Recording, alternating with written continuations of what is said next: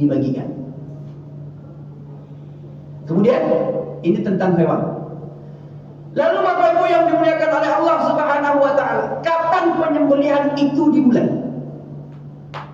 Kita lihat daripada pengertian. Al-udhiyatu, udhiyah itu apa?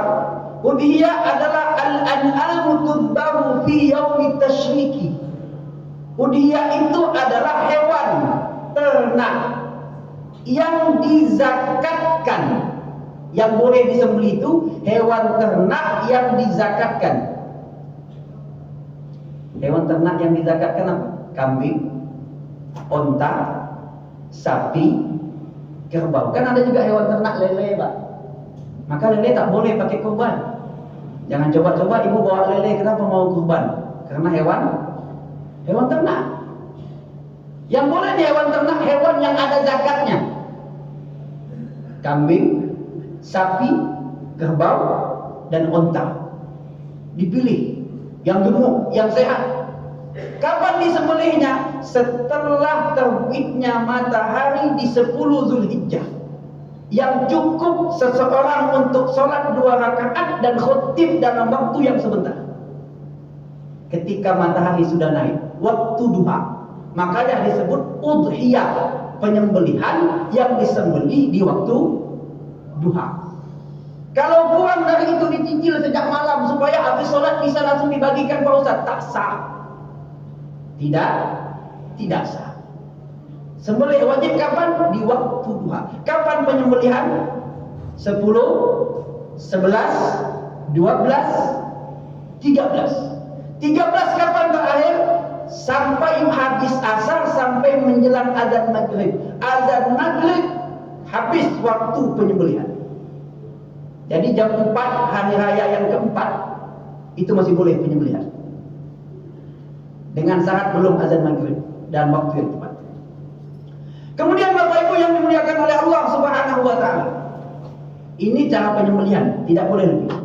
Kepada siapa penyembelihan itu, daging itu diberikan? Sebagian ulama dalam kitab I'anatul Talibin mengatakan boleh seseorang mengambil seluruhnya dan membagikan sebahagian kecil saja kepada fakir miskin.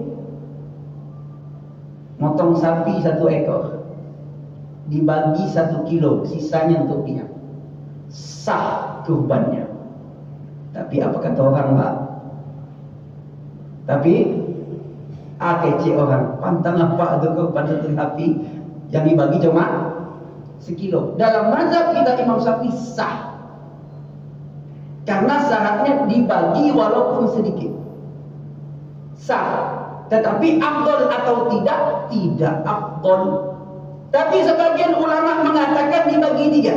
1/3 untuk yang kurban, 1/3 milik fakir miskin, 1/3 milik warga sekitar, pemilih dia semuanya. Maka bagian yang paling banyak sebenarnya 1/3 milik siapa?